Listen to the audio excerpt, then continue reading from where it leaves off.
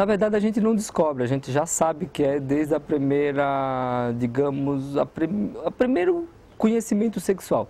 A hora que você... Eu acredito que já sabia desde os meus 3 anos de idade. Só que era difícil de aceitar. Principalmente criado no Nordeste, numa família grande, onde não existia isso. Entendeu? Então, na verdade, a palavra gay não existia, né? Na verdade, era só viado, né? Como eles falam, né? Mas eu acho que a pergunta é bem legal, só que acho que a resposta seria mais não descobrir, e sim admitir que era. Porque a gente luta contra a gente, sabendo do que é. Eu já percebi que eu era diferente do que é dito normal, né? Então acho que com 7, 6 anos eu já percebia. Eu tenho lembranças, né? Então, assim, e perceber é como? Eu achava os meninos mais bonitos que as meninas, não tinha a atração por menina, desde pequeno. Então, assim, você vê, muitas pessoas falam, ai, fulano virou gay. Eu não concordo, eu acho que ninguém vira gay. A pessoa já nasce, isso é da pessoa, já nasce assim, entendeu? E, pra mim, a aceitação, pra mim, eu acho que assim, ela até que não foi difícil. Eu me sentia diferente, como eu falei, né? Mas não achava aquilo ruim pra mim. O único medo que desde pequena a criança tem é o que os outros vão achar daquilo. Pra mim eu lidei bem comigo mesmo, mas eu tinha medo de me expor. Né? Então acho que desde pequeno você tem medo de falar, né? Porque você sabe que o preconceito é muito grande. Desde pequenininho eu percebi que tinha alguma coisa diferente dos meus amigos, né? Eu com 6 anos de idade já me exibia, já era o leão que eu sou, né? Sou leonino, sempre fui exibicionista desde pequenininho, isso já se manifestou. E eu comecei, né? Nesse exibicionismo todo, não durou 2 anos, aos 8 anos de idade, né? Um cara de 15 anos me iniciou na vida sexual. Não houve violência, né? Tanto que eu gostei, né? Gostei, continuei, tive uma vida sexual extremamente intensa. Até pouco tempo atrás. No meio disso, não era uma coisa que era muito clara para mim, ser gay ou não. Até do grupo também, muitas pessoas não eram muito claro. Tinha gente que já era claríssimo. Eu lembro que tinha uma amiga minha que era clara, ela era lésbica. Mas a gente discutia isso, todos nós. Ah, será que é? Será que não é? Tanto que acabou acontecendo, eu transei com pessoas que eu tenho hoje certeza que são heterossexuais. Desse grupo, entendeu? Não tenho dúvidas. Porque eles quiseram ver, será que eu sou gay? Entendeu? Não sou, não gostei de nada disso, entendeu? E tem gente que, como eu, que gostou, entendeu? E no meio desse sentido também, mas será que eu não gosto de mulher? Isso foi meio uma indecisão, que é típica dos anos 80, filho dos anos 70, que era essa que também parecia que a bissexualidade resolvia as questões. Ela existe, mas ali fazia meio como um perdoar se eu não sou nenhum nem outro. Eu também ganhava uma taxinha de moderno, sabe? Não sei o quê. Então eu fiquei até os 22 anos meio nessa. Então foi uma descoberta, foi uma vivência.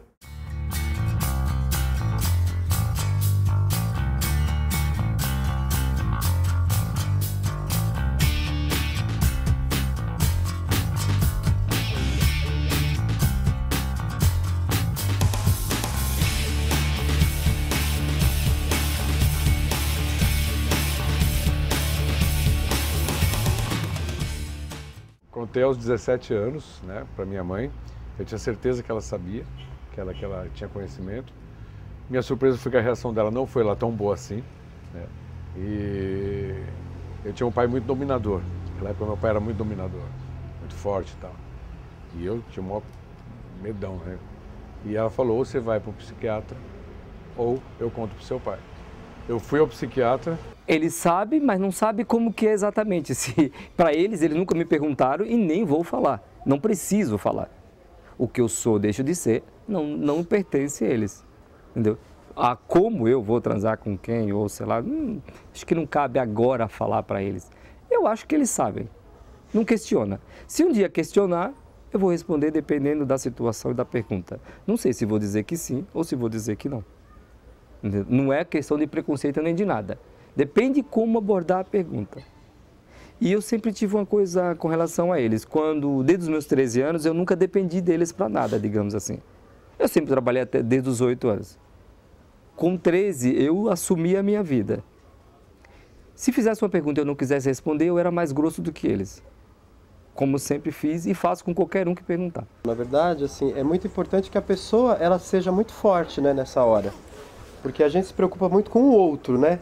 E o outro, o que as pessoas vão pensar, o que a sociedade vai pensar. Então, no meu caso, como eu morava com os meus pais, né? E quando eu resolvi, porque assim, quando eu comecei a sair, ir para São Paulo, ir para as boates gays, né? Eu me sentia mal. Porque eu ia para São Paulo e eu tinha que inventar uma mentira. Então eu pensava assim, né? Nossa, se acontecer alguma coisa comigo e eu tô numa boate gay, não é pior a minha mãe ficar sabendo pela boca dos outros, né? Então eu falei, por que não contar? E aí um dia eu resolvi contar. Eu chamei ela pra sair e contei, né? Mas a reação foi péssima. Porque meus pais, eles são muito ligados à religião. A coisa veio, entendeu, também. É sempre difícil, é sempre... É uma coisa que não é bom, entendeu? É bom que aconteça.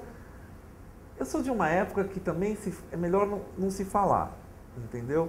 Então durante um tempo também sabia-se, mas não se... Eles achavam engraçado, né? Tem tanto amigo no quarto. Eu morava sempre fora de casa, na edícula. E sempre fazia festa no meu quarto, que era meu quarto, né? Era sempre uma edícula, que era desse tamanho. Né? Assim, as 3 casas que eu morei, eu tenho irmãos e tudo mais. Então, quer dizer, eu sempre preferi morar fora. Então, eu morava na edícula, então eu chamava todos os amigos depois da aula. E a gente ia para lá e fazia leitura. Então, a gente ouvia música. Era um ambiente, entendeu? E ao mesmo tempo, acho que eles começavam, viviam dormindo lá, entendeu? Um monte de gente. Eu não sei se eles percebiam que tinha algo sexual, entendeu? Ou não, eu não... Mas, assim, no começo teve esse silêncio, mas depois não tem como esconder. Os pais sempre sabem. Minha família, que eu digo, são meus amigos. Meu laço familiar são eles, entendeu? Meu pai, minha mãe, claro, eu adoro, meus irmãos, mas... Então, quer dizer, foi assim, eles souberam. O que eles acharam, faz muito tempo isso. Eu acho que é importante eles saberem, é importante você se abrir para eles. Muda, entendeu? Muda. Vai ter uma negação no começo, mas muda. Fica mais autêntico, sabe? Tudo bem, você vai ficar carimbado, o viadinho da família. Mas tudo bem, entendeu? Caguei pra família.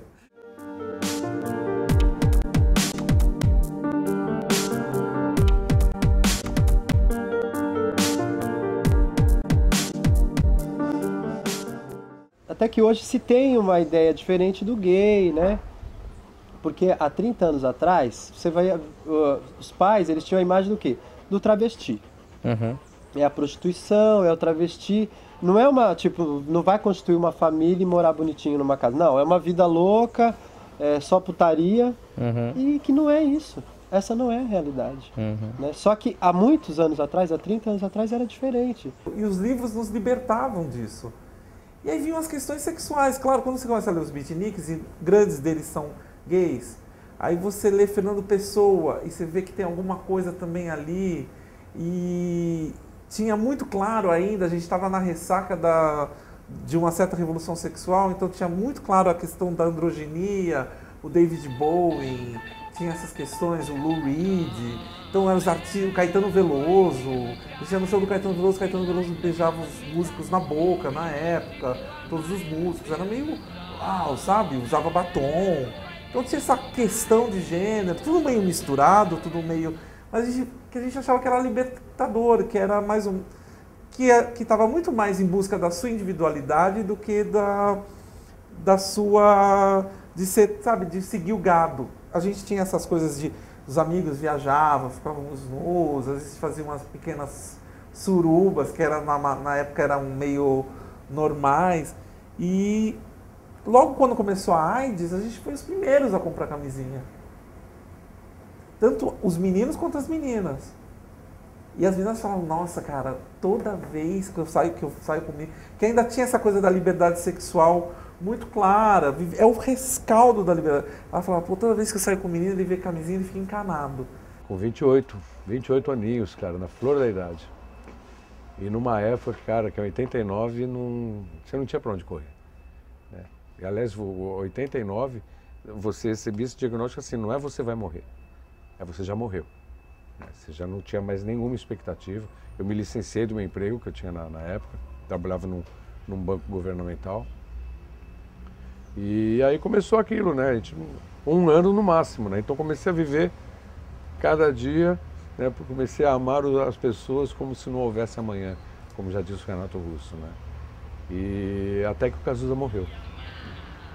Aí o Cazuza morreu, foi um golpe muito grande, né? Porque se alguém ia conseguir alguma coisa era ele. Ele ia para os Estados Unidos, tomar sangue de cavalo, um monte de coisa, né? E ele morre, caralho. Eu como, né? Foi aí que eu achei o caminho mais conveniente, foi a cocaína, né? Eu já fumava um baseadinho desde a época de faculdade, comunicação, você já deve ter sentido esse cheiro na faculdade. E a cocaína me pareceu uma solução bastante razoável, né? Uma porque eu aceleraria o processo, hoje eu tenho consciência que eu tentei acelerar a coisa, não foi nada de tentar esquecer, eu tentei acelerar a situação. E quando aconteceria eu ia estar tão louco que eu não ia nem perceber direito, né? Foi esse meu erro, foi o meu grande equívoco na vida, foi esse. E dito e feito, né? Um HIV me detonando de um lado e a poeira me consumindo de outro. Em 96, 7 anos após a infecção, eu comecei a ter as oportunistas, tive 5 internações seguidas, né? 2 meses cada um, maio, julho, setembro, novembro de 96 e janeiro de 97. Em novembro de 96 eu fui considerado terminal, estava com 34 quilos, metade do meu peso de hoje.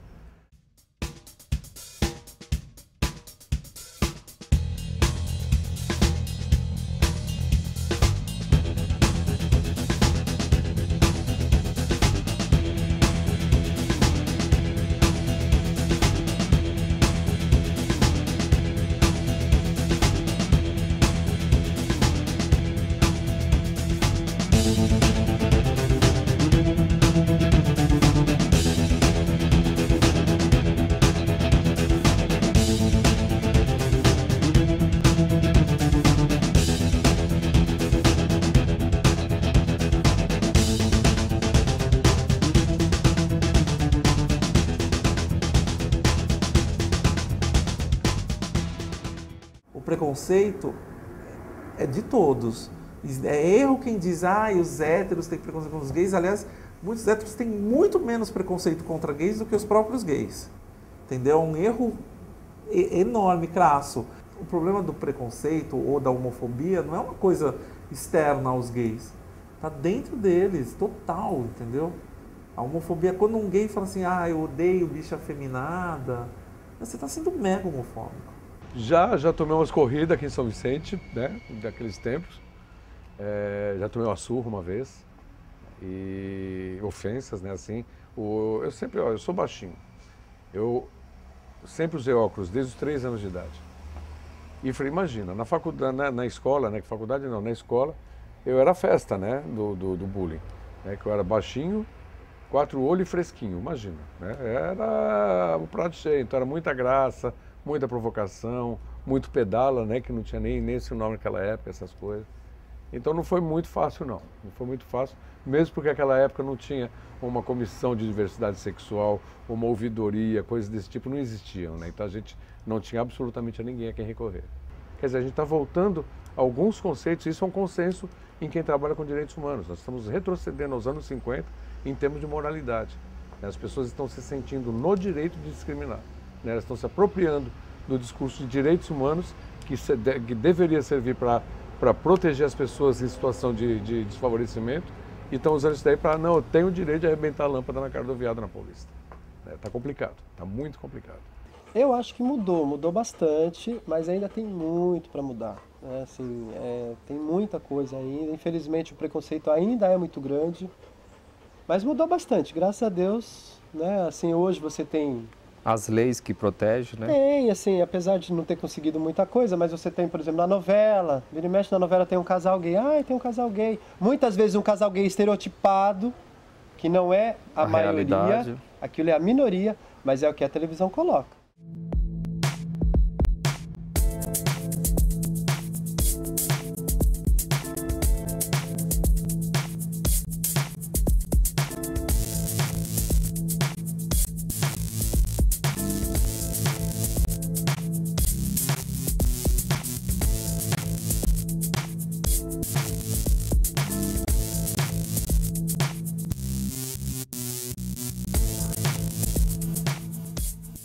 Olha, o homossexual tem uma coisa a mais, assim, com beleza, sim, né?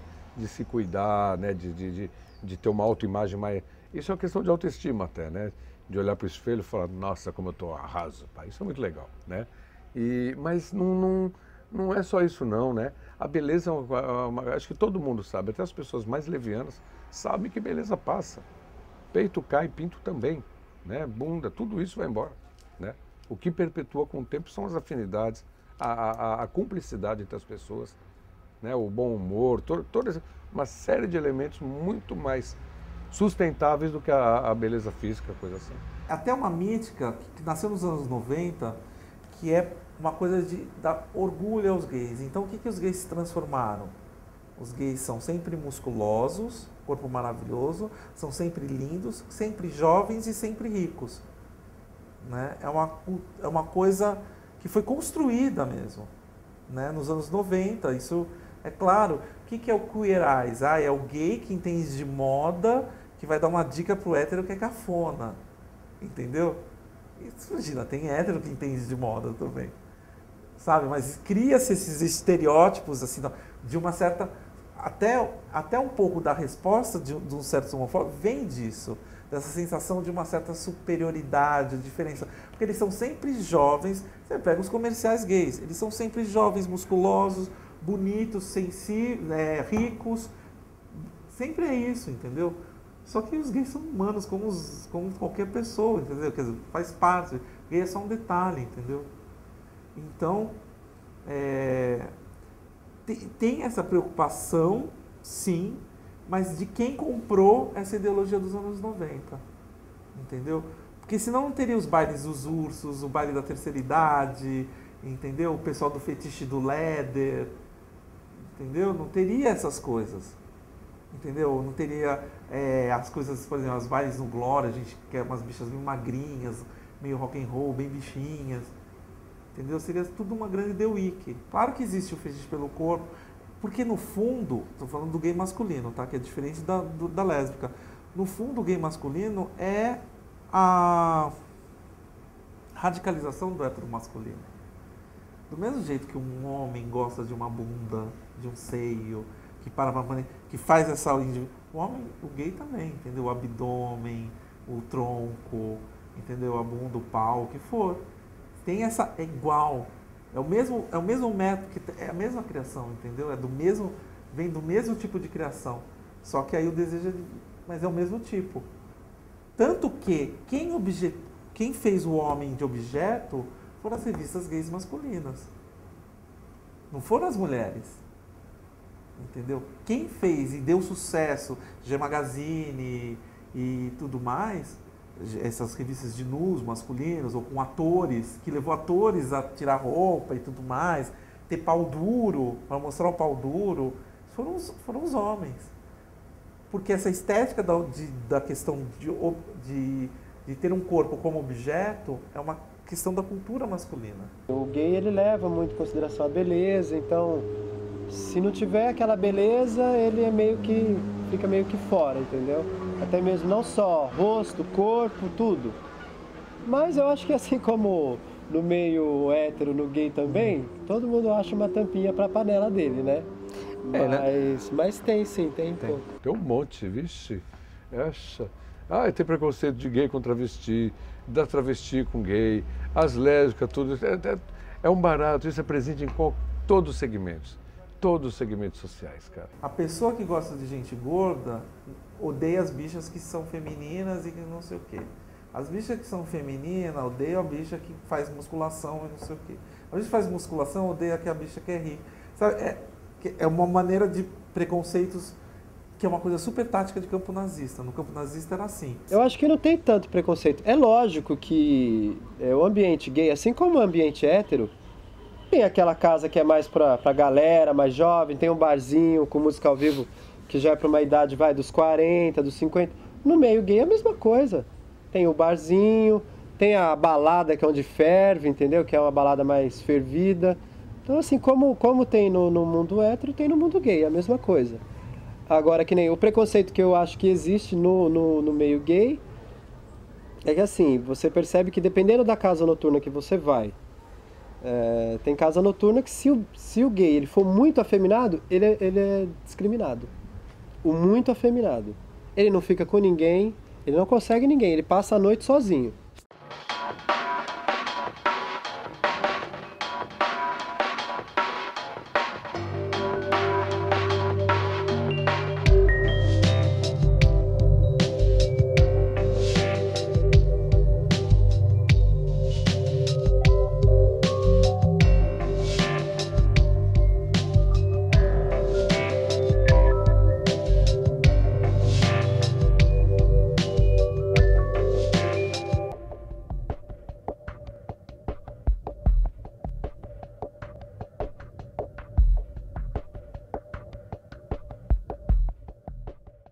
Tem toda uma... Porque não é uma cultura só gay. É uma cultura hétero, é uma cultura geral. É que os gays avançaram nisso, na questão comportamental, por algumas questões, os gays avançaram nisso, mas é uma cultura geral sobre a juventude. Ninguém mais pode ser velho. Todo mundo tem que ser jovem. Você tem que estar aos 40 anos com aquela cara de jovem. Você não pode ter cara de 40. Entendeu? Você tem sempre que esbanjar a boa forma. Não existe mais a alegria de poder envelhecer. É um pecado envelhecer. Então, quer dizer, como você não pode envelhecer, você tem que ser sempre jovem, tem aquele desgaste. Eu conheço umas bichas que têm 60 anos, eles tomam pílulas e remédios para não envelhecer e tudo mais. Tudo bem, não quero envelhecer, mas eu acho isso uma loucura, sabe? Porque é inevitável, você vai envelhecer. Eu acho que talvez o grande problema, não sei se, apesar de que isso também tem no meio hétero, que é assim, o gay, se você vê um gay maduro, mais velho, ele sempre quer um gay novinho. Então, assim, na grande maioria, eu acho. Isso pelo menos é o que eu acho. E eu acho que não é legal. Você tá com 50 anos, procura alguém na sua faixa de idade. Mas é o que a gente vê muito. O cara tem 40, 50 anos e ele tá lá querendo um menininho de 18 e de 20, né? Olha, eu acho que envelhecer da homossexualidade, a partir de agora talvez já apresente outras perspectivas, né? Com esse reconhecimento da união civil, a perspectiva de um próximo reconhecimento do casamento. Então você já começa a pensar em outros estilos de vida, né? Que sempre se falou, por exemplo, um estigma que tem muito grande, tem até piadinha, como que é o primeiro encontro entre duas entendidas? É como qualquer outro, mas o segundo é com caminhão de mudança, né? E com o gay tem outra piadinha, outra, né? Como é o primeiro encontro entre dois gays? É como qualquer outro. O segundo, numa incrível coincidência, na dark room da boate, ou na sauna, né? Mas isso não é verdade, né? As pessoas estão em busca de carinho, a gente percebe que a humanidade está muito carente.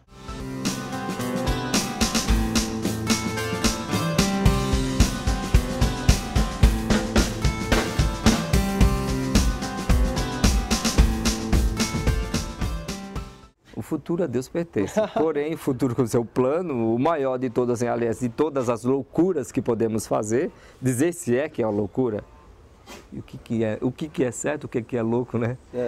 É a adoção. Que já estamos em processo da triagem para adoção. E acho que já estamos não preparados, prontos para receber. Se falar, você está pronto? Estou. Está preparado? Não. A gente nunca está preparado para nada, né? Como gay, e eu sei que rola, eu sei que acontece, eu gostaria de transar muito. Não muito, mas transar muito até 100 anos é transar muito, né? Mas se fosse uma vez por semana, uma vez por mês, para ter 100 anos, tem mais ainda 50 anos para transar, mais de 50. Então acho que é isso que eu gostaria. Ter essa pulsão de vida que o sexo tem, entendeu? Então, o meu grande sonho é esse aí. é um dia estar com alguém, e o principal sonho da minha vida, não tenha dúvida, que é a cura da AIDS. O dia que chegar a cura da AIDS, a gente vai rir muito, que nem um filme muito legal, que é Meu Querido Companheiro. Eu até recomendo para quem quiser assistir. É um filme feito no começo da epidemia de AIDS, então o tom é muito sombrio. Meus olhos começam a marejar só de lembrar. E após muitas perdas no filme, muito semelhantes às que a gente teve, no final termina, né? Eles falam, um dia vai vir a cura.